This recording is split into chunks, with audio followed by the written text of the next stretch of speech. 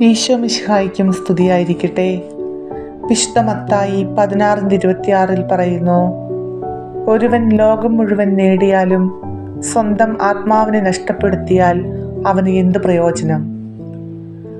പ്രിയപ്പെട്ടവരെ, ലോകത്തിലെ നേട്ടങ്ങൾക്ക് പുറകെ പോകാനാണ് മനുഷ്യന് താല്പര്യം. ലോകത്തിൻ്റെ സൗഭാഗ്യം വേണ്ട എന്നല്ല പറയുന്നത്. ലോകത്തിൻ്റെ സൗഭാഗ്യം ദൈവഹിതത്തിന് അനുസൃതമായി നാം ഉപയോഗിക്കുക.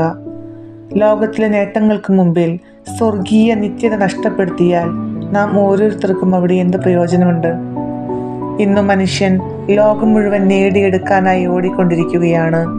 കർത്താവ് സൃഷ്ടിച്ച എല്ലാ സൗഭാഗ്യങ്ങളും അതിൻ്റെ വിശുദ്ധിയോടുകൂടി ആസ്വദിച്ച് ദൈവഹിതത്തോടുകൂടി ജീവിക്കാനാണ് മനുഷ്യനെ ഭൂമിയിലാക്കിയിരിക്കുന്നത്. പലപ്പോഴും മനുഷ്യൻ ഇതൊന്നും ഓർക്കാതെ സൗഭാഗ്യങ്ങൾ തേടിപ്പിടിക്കാൻ വേണ്ടി നെട്ടോട്ടമോടുന്നു. ആയതിനാൽ കർത്താവിൻ്റെ വിശുദ്ധിക്കും ദൈവഹിതത്തിന് അനുസൃതമായും ജീവിച്ച് നാം ഓരോരുത്തരുടെയും ആത്മാവിനെ സ്വർഗീയ നിത്യതയ്ക്കായി ഒരുക്കിയെടുക്കാം.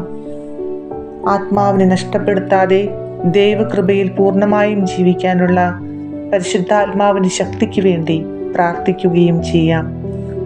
ദൈവം എല്ലാവരെയും സമൃദ്ധമായി അനുഗ്രഹിക്കട്ടെ. Ave Maria.